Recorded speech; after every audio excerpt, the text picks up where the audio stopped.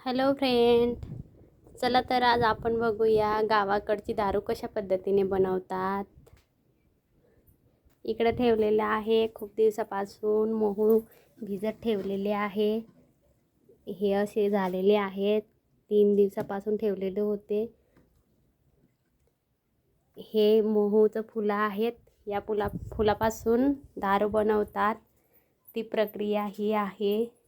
या इथं खाली एक मोठा भांड ठेवलेला आहे आणि त्याच्यानंतर एक पातेला आहे आणि त्या पातेल्याला असा थोडासा हे करून एक नळी जोडलेली आहे आणि त्याच्यानंतर वरती अजून एक पातेला ठेवलेला आहे आणि त्या पातेल्यामध्ये पाणी टाकलं आहे।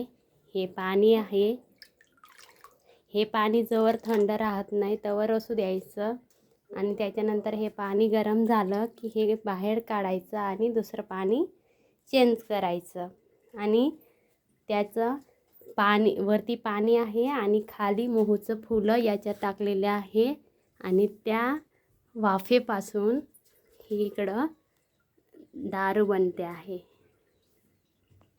ही अशा पद्धतीने याच्यामध्ये दारू पडते आहे।